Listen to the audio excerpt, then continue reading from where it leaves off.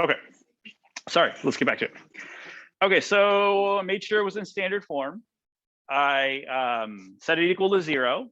Now, so what I'm A, B, and C, A is 1, B is -6, C is 45. So what I'm trying to do now is I'm trying to figure out, are the numbers that multiply to be 45?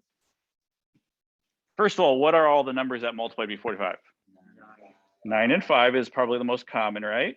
So if I add those, I get 14. If I subtract them, I get 4. So none of those are going to be -6. So let's see, what else? 45 and 1. Those aren't even close to adding up to 6 or negative or subtracting to be -6 or anything like that. And then the last one is 15 times 3. Add them makes 18. Subtract them makes 12. Yeah, some of them are close, but still not going to work there. So if it's not factorable, so this guy right here we say is not factorable. So we use the quadratic formula.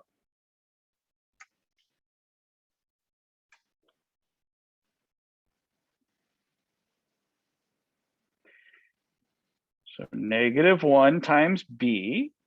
B is -6 plus or minus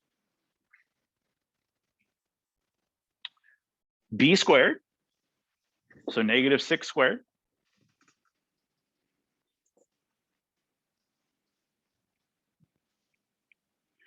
minus 4 times A times C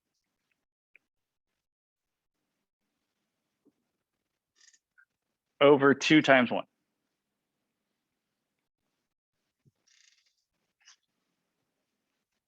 Okay. Simplify.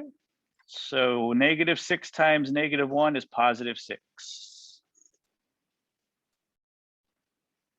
And then on the inside here,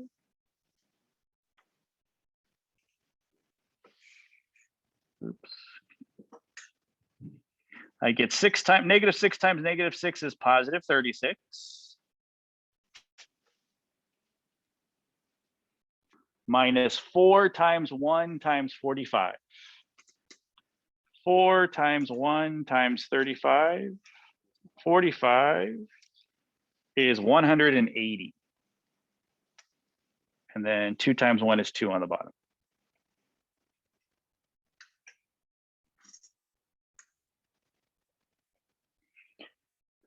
And then 36 minus 180 is going to be a -144.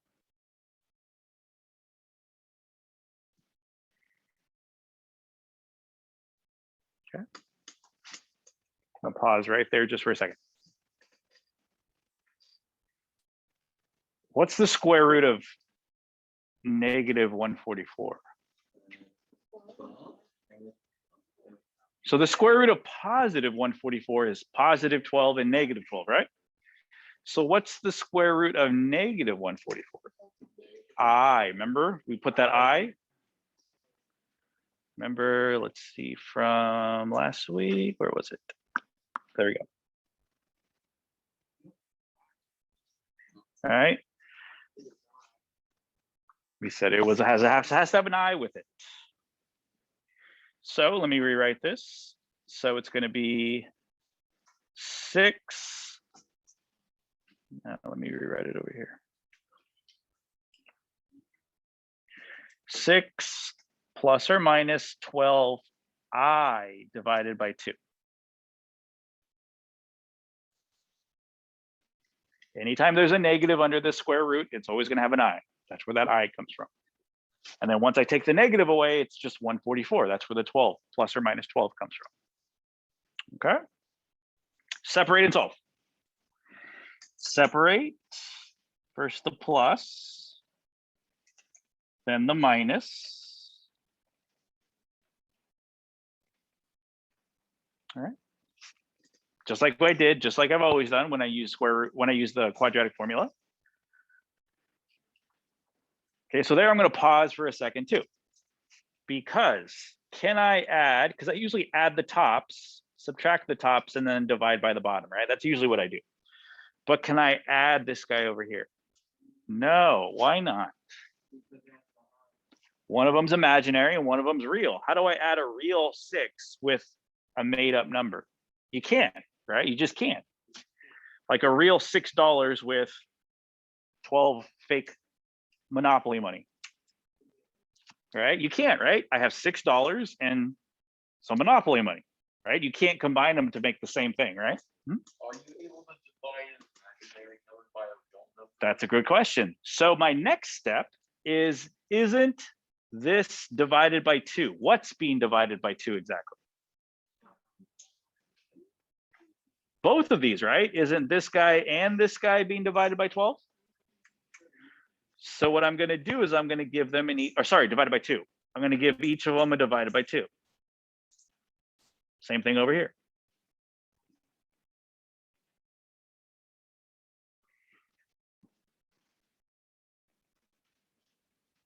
Okay. I'll pause right there for a second.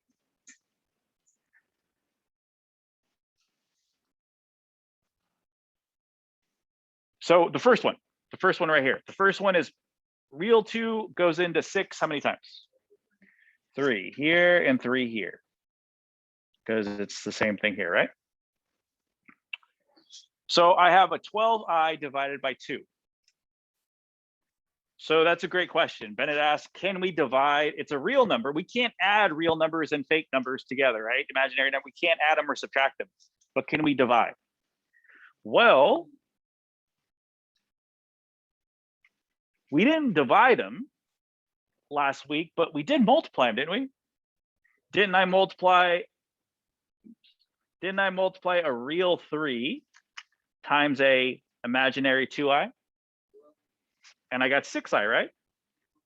So the same applies. You can divide them, you just can't add or subtract them. Okay, so what do I get when 12 divided by 2? 6i. And what about 12 divided by 2 down here?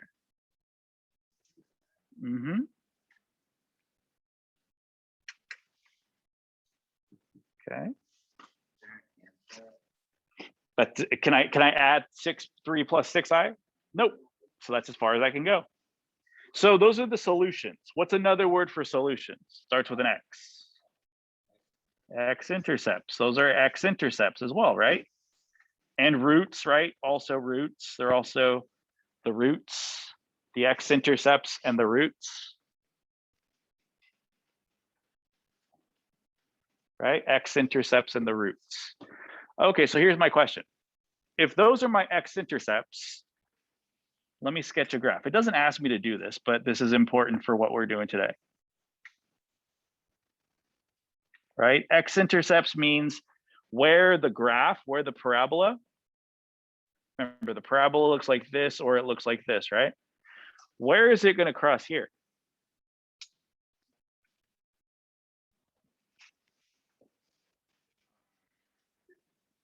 Where is it going to cross here?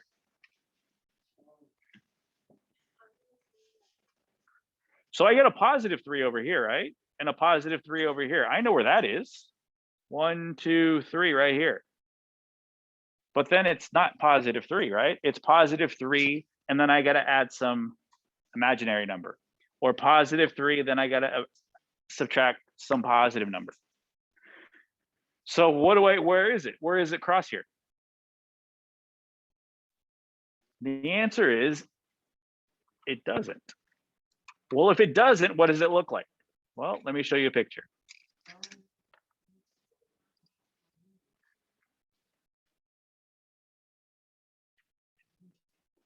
Let me show you a picture you've all seen before.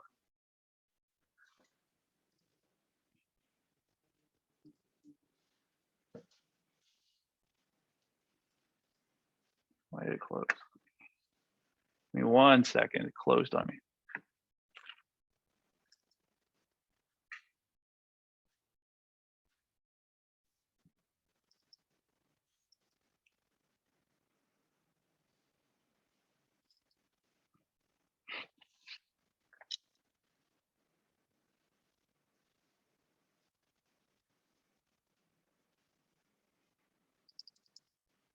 keeps closing. Okay, so yeah, this is something that a lot of you asked me when we did these guys here. Okay, we did this, and I got a lot of questions about this one here. I got a lot of questions. Let me show you the picture up here.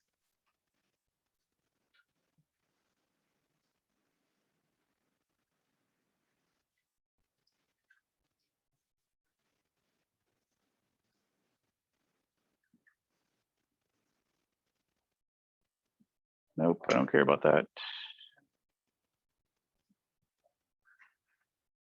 So which one would our picture be? Which one would our picture look like? D1, it crosses the x-axis where? Touches the x-axis, right? When A still has the x-axis. No. A only tells us if it's arrows up or arrows down. It has nothing, it tells us that, but it doesn't tell us about the x-intercepts. Arrows up, just like we have in your notes. Okay, look at D2. I got a lot of questions about D2. One of the questions was, where do I put, what's the x-intercepts for D2? Some of you put answers, some of you said no x-intercepts. What's the answer for D2? Where does D2 cross the x-axis? It has no x-intercepts, right? It doesn't cross at all. That's what this picture would look like. If I graphed it, that's what it would look like. It would look something like that, right? It would be arrows up since A is positive. It would look something like that. It would not cross the x-axis. So on your test, you're going to have pictures like that. I'm going to say, match this one to one of the 4 equations, or match this equation to one of these graphs. If it's got imaginary roots, how could it cross the x-axis? Yeah. Okay. All right. Because I'm already telling you, I actually told you what a question was going to be on the test. Actually, I probably told you every single problem if you paid attention, because I always say there's going to be one like that on the test. There's going to be one like that on the test. Okay.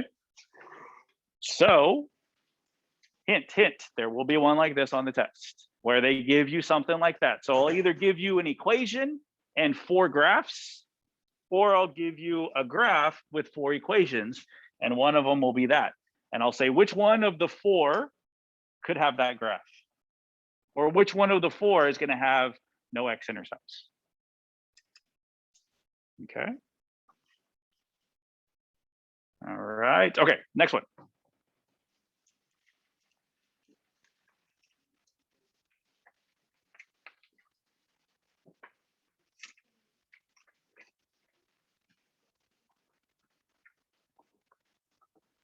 Okay. So what are the roots? So if they're asking us for roots, they're asking us to solve. If they ask you for the roots, they're asking you to solve. Okay. So if we solve,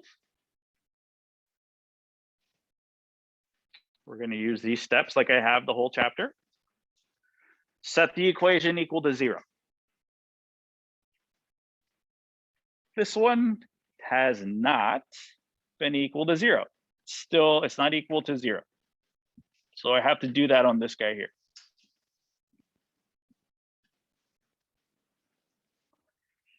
So I'm going to add 30x to both sides.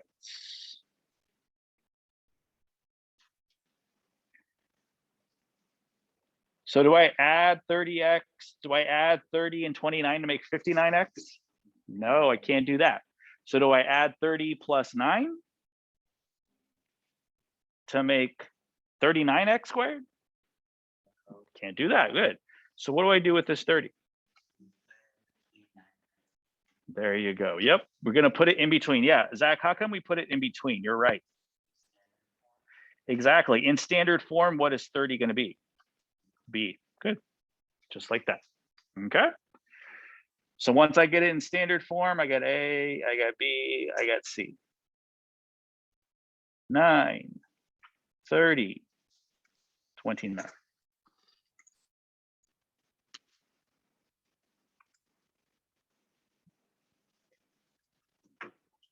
Okay. So multiply 261, thank you, and add up to be 30, right? Okay.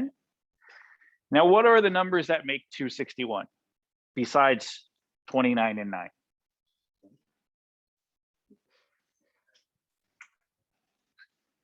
Now, if you have a calculator, it's not that bad, right? You just hit numbers, right? 261 divided by this. You do this, right?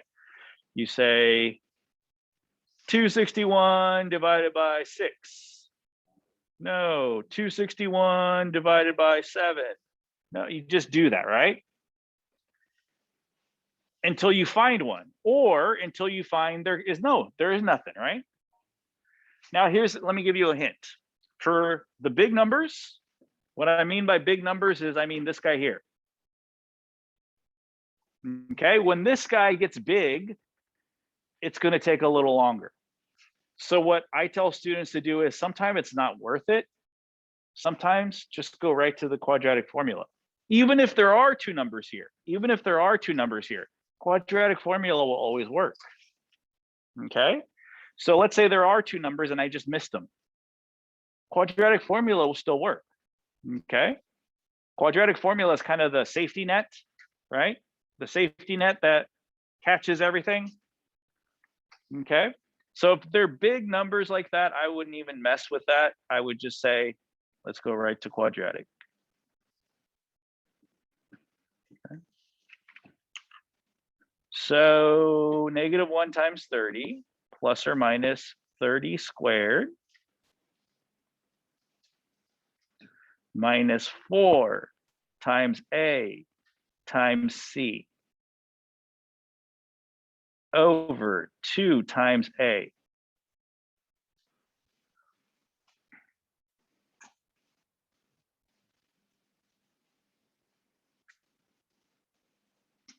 Okay.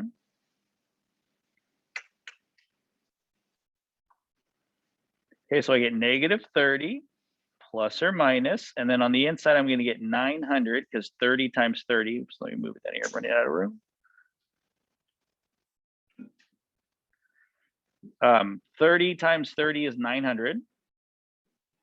4 times 9 times 29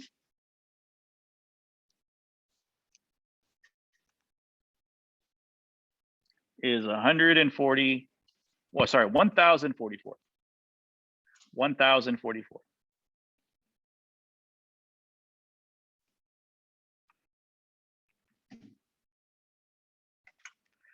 So I continue to simplify what's on the inside. 900 minus 1,044, and I get -144.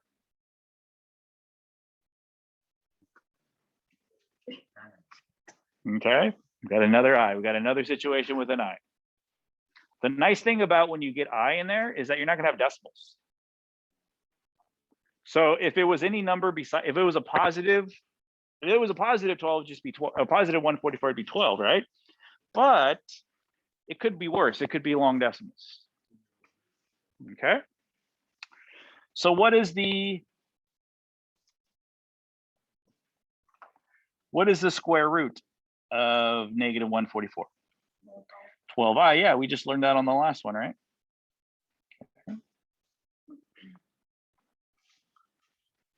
So now I'm going to solve it twice.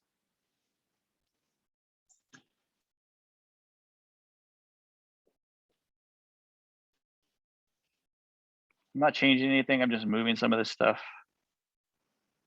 Where was it before?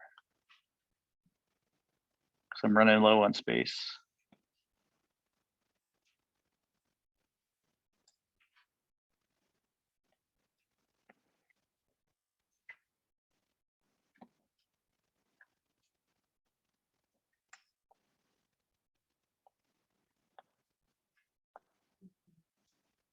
Okay. So solve it twice. So I get -30 plus 12i divided by 18. And I get negative 30 minus 12i divided by 18.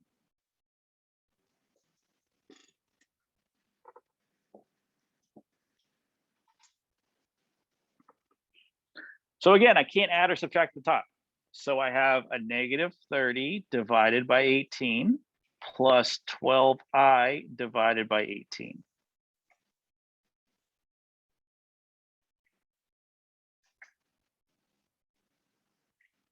And then over here, I have a negative 30 divided by 18 minus a 12i divided by 18.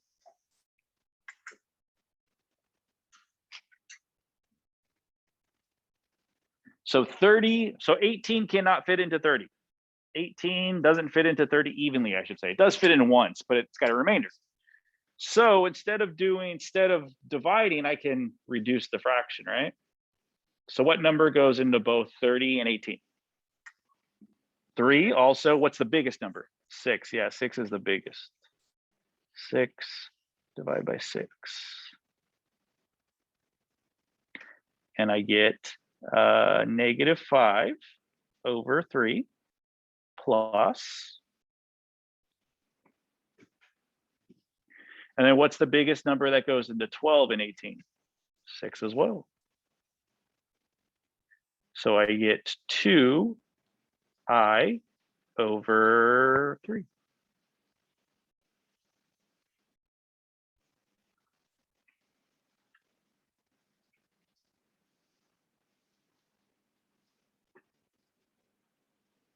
Okay. Over here, I'm going to write it underneath since I'm out of room here. I'm going to write negative 5 over 3 again. And then over here, I'm going to get minus 2i over 3.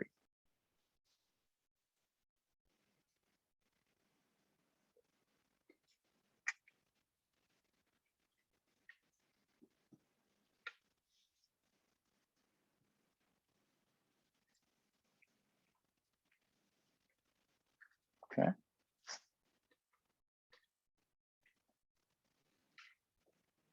Okay. All right. So number 3, I want you to do on your own, but I'm going to change something.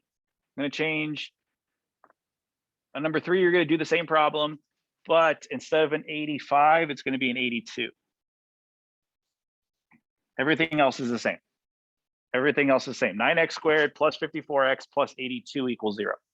And I'll explain why after you guys do it. Okay, so this is the one you're going to do.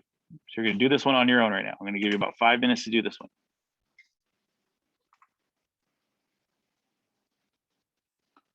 Okay, it means try it on your own. It means don't sit there and wait for me to do it, because on Friday, that's not going to happen.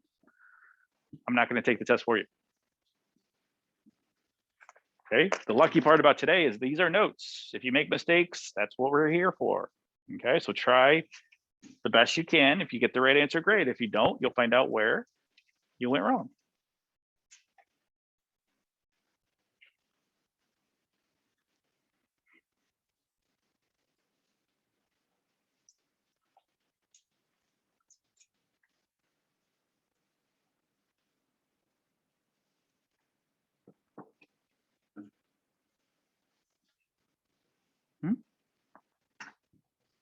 Yeah, you can use your phone as calculator. Yep.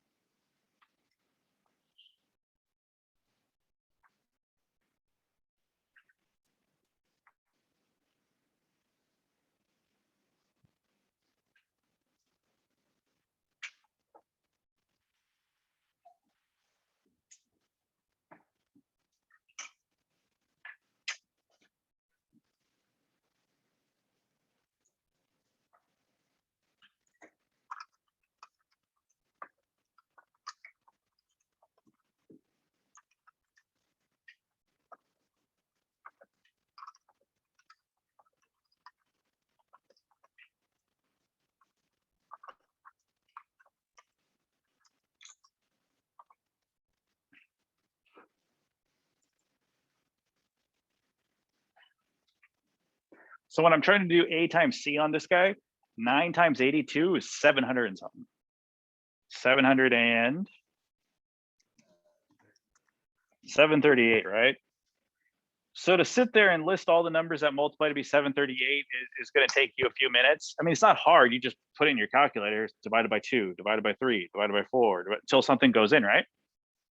And it might not even go, there might not even be a number that adds up to be 54. Or so what I say is if the number is big like this, don't even mess with this part here. It's probably easier just to go and do it using quadratic formula.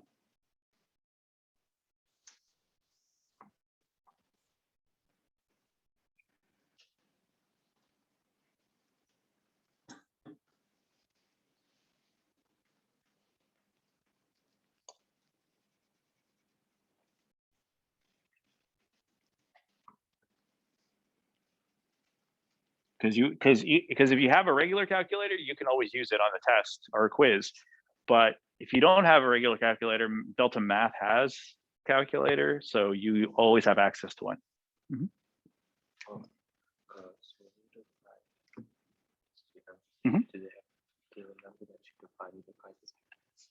No, yeah. Okay, so 4 times A times C. Let me finish my problem and then you guys can compare.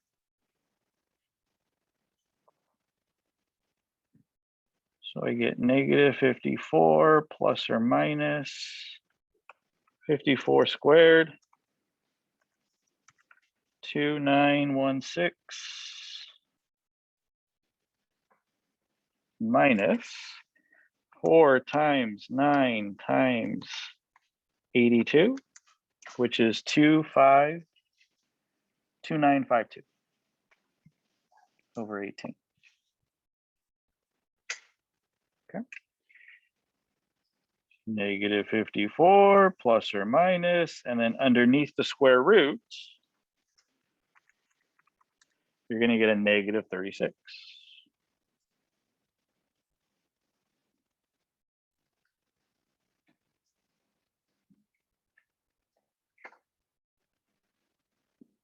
Well, the square root of negative 36 is 6i. Okay, yeah. Square root of regular 36 is 6.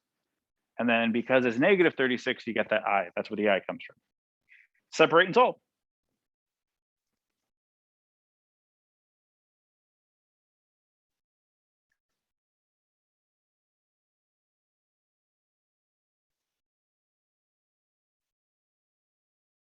Okay.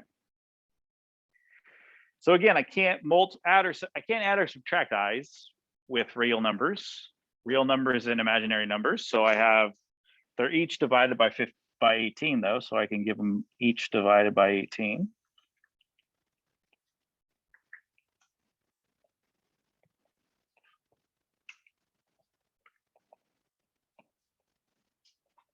Okay. So 18 actually does go into 54. It goes in evenly 3 times. So this is going to be a negative 3 here and a negative 3 here. 6i over 18 though reduces. So I reduce them. I can divide them both by 6.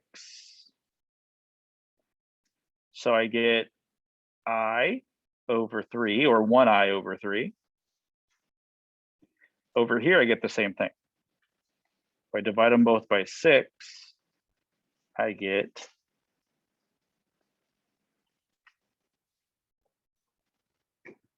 I over 3, or 1i over 3. So when we always got 2 answers, what do you notice about both answers for every problem we've done so far? They're the same. What's the only difference? Where's the plus and the minus switch? In the middle, yeah. Not the negative or the positive in the front. That stays the same, right? The only thing that switches is the one in the middle. That's always going to be true. If your answer if it's a complex answer, it's always going to be plus. Look at these two. Negative 5/3 plus 2i over 3. Negative 5/3 minus 2i over 3. Same thing with number 1. Okay. All right, so the last thing. The last thing, we're going to look at what's called the discriminant. The discriminant is in the blue here. In the blue here. Okay, it's not like the word discriminate, it's discriminant, it's different. Sounds kind of the same, but they mean totally different things. Okay, so this part right here is the discriminant. What's special about that part? Where do we always find that part? In the,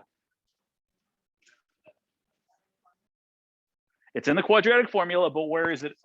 Under the square root part, right? It's under the square root part.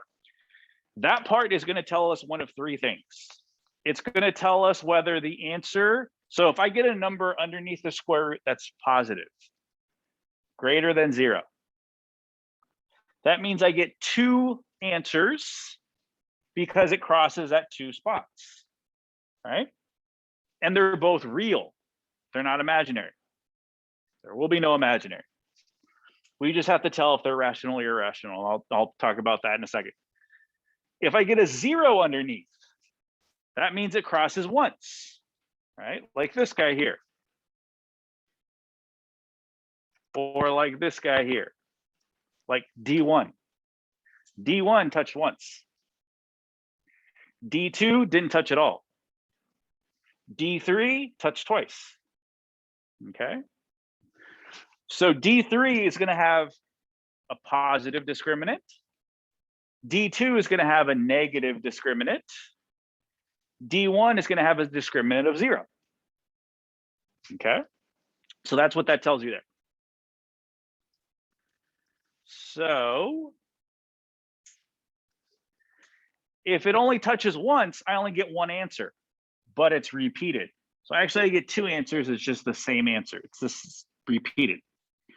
This one down here, I get negative number in here. I get a negative number, which means it doesn't cross at all. And it's imaginary. Okay. Rational and irrational. Rational numbers can be written as fractions. 1/3, 1/8, 5/6, 12/3, right? They're either whole numbers, integers. Integers mean positives and negatives, or terminating decimals, right? What I mean by terminating decimals is when I put it in my calculator, I know what the last number is going to be. So like 2 divided by 5, 2/5. 2/5 is a terminating decimal because I know the last number is going to be 4. 1/3. 1/3 is a terminating decimal because even though it doesn't stop, what's the last number going to be? Guaranteed, right? Wherever it ends, it's going to be 3. Irrational can't be written as a fraction and is a non-terminating. So for example, the square root of 6.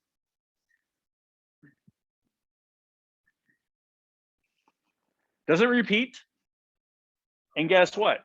8 is not the last number. My calculator just said that's as far as I'm going. It rounded after that. If I had a big enough calculator, it would keep going forever and ever and ever and never repeat. So I don't know what that last number is. So that's why we say the square root of 6 is irrational. Okay. So that's what irrational, rational means. So let's do number 4 real quick. So I'm only going to use the discriminant here. I'm not going to use the whole thing because they just want the nature of the roots. When you just want the nature of something, that means I don't want to know all the details. Just give me the basics. All right, just give me the idea of what's going on here. Give me the nature of what's going on. Okay. So what's A going to be for this guy? -1. What's B going to be? What's C going to be? -2. Okay. So I'm not going to plug it into the whole thing. I'm just going to plug it into the discriminant. So B squared minus 4 times A times C. Yes. For B,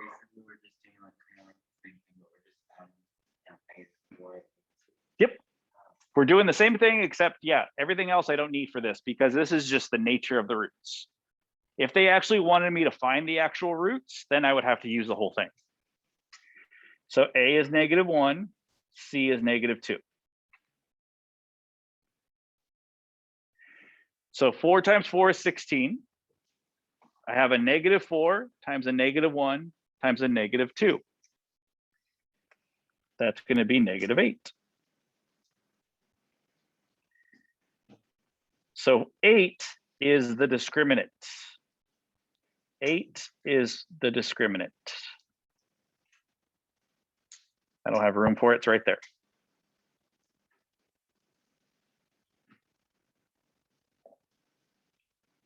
Okay, 8 is the discriminant. So which of the 3 categories does it fit into? I know it's not colored on yours, but it is on mine.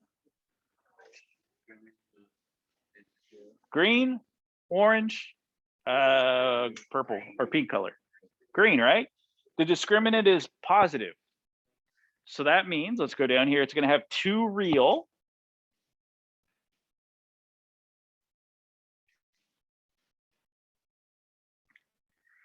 Now, is it going to be rational or irrational roots? Here's how you tell. Here's how you tell.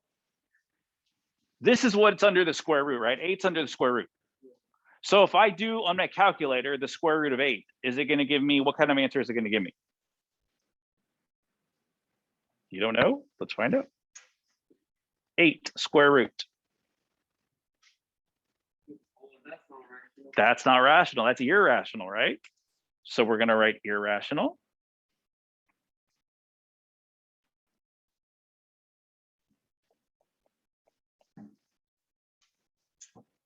And then the last thing is, if it fits into this category up here, the green part, they're going to be unequal roots. It means the roots are going to be different because you have 1 point over here and 1 point over here. They're different places. They're not the same. So it's going to be unequal. The only time we say equal is if it's here. That's what repeated means. Repeated means equal, right? Okay. So unequal roots.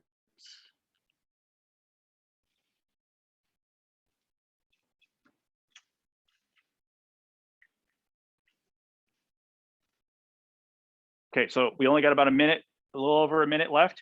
So I'll finish it when you guys are done, but the discriminant for number 5 is going to be 0. So where does that fit on the list? When you do the math, it comes out to be 0. The middle one. So what do we put? How many? Don't pack up yet, or I'll wait till after the bell rings. 1. Real or imaginary? Real. Irrational or rational? What is the square root of 0? 0. That's a rational number. Rational. Equal because it's repeated roots. Good. Okay, I'll finish it on the video. When you guys are gone, I'll finish it on the video. Actual doing the whole problem, but I just wanted to give you that. Okay, so we'll tape tomorrow. And that's about it. When the bell rings, you can go.